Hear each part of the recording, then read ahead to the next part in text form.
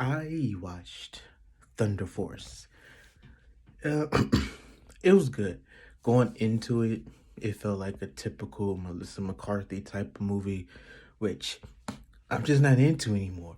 I don't need to see that anymore. I would rather watch Kevin James stuff all day. She's literally a female Kevin James. Um, just the husky, chubby person rolling around, doing stuff that thin people do, fighting and cussing and saying, I'd rather just watch Kevin James. Has he been? I said hot chips, so I might be very much flimmy. Um, but it's good. It's the setting in Chicago. Hold up, some of my lip. It's set in Chicago, my place. Um,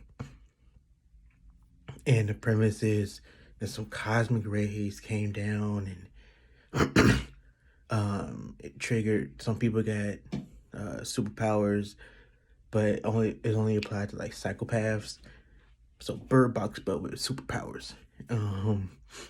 And everyone that has powers is a bad guy though, and it seems like it's new-ish. Like it happened in the 80s. And so now they're adults in like their mid 40s. And which is an interesting timeline for these characters. Like it's very interesting. I think that's what makes me like it more. They're not like teenagers just figuring it out. They're not like mid 20s. They can drink now and say naughty words. They can make innuendos or direct direct sayings. It's like they've lived life a bit. They're in their mid 40s. So it's very interesting on that aspect. Um, like you get one itch and it's just like travels.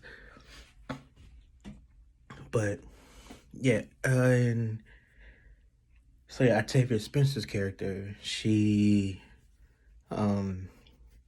wants to find a way to like avenge her parents because her parents was killed by these bad people, and she develops a chemical superpower so she can like give people powers.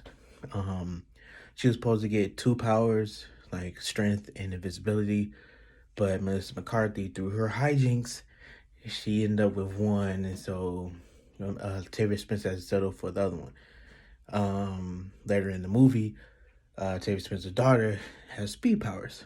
So, yeah,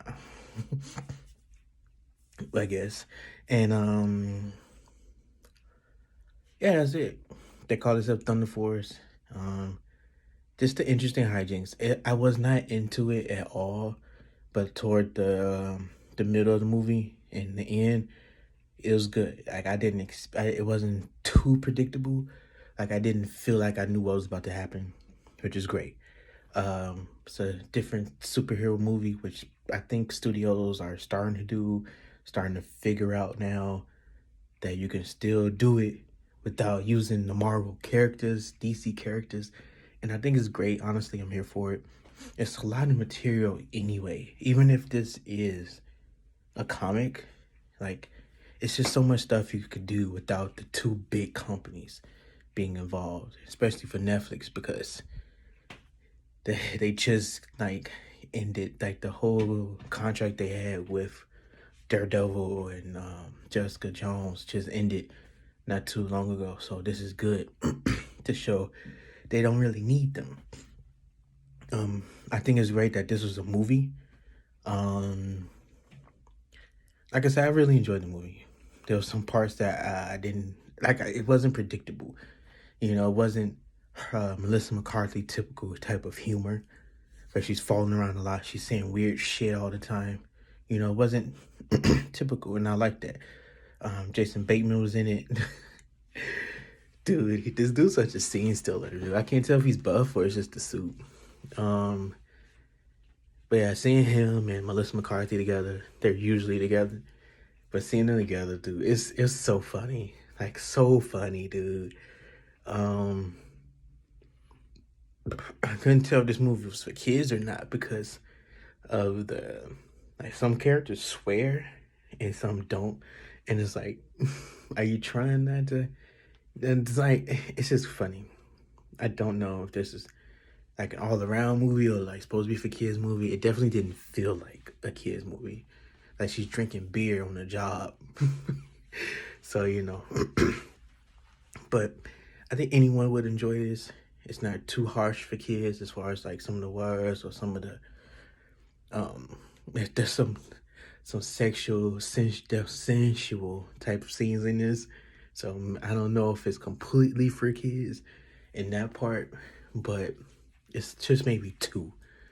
Um but it's funny. Like it's really good funny. I was like I said, I was not into it maybe the first 10-15 minutes. Um but definitely like once Melissa McCarthy get powers is good. Like it's funny. Um there was a double cross that it was obvious and annoyed me because it was so obvious, but at the same time it didn't hinder anything for me as far as plot and all that stuff. But yeah, Thunder Force, just under 2 hours. You really don't even notice it. Like it goes by really quickly. Um, Melissa McCarthy, uh, Academy Award winner Octavia Spencer, Jason Bateman, a couple other faces you may recognize. Uh, but yeah, it's good. And thank you for watching. I'll be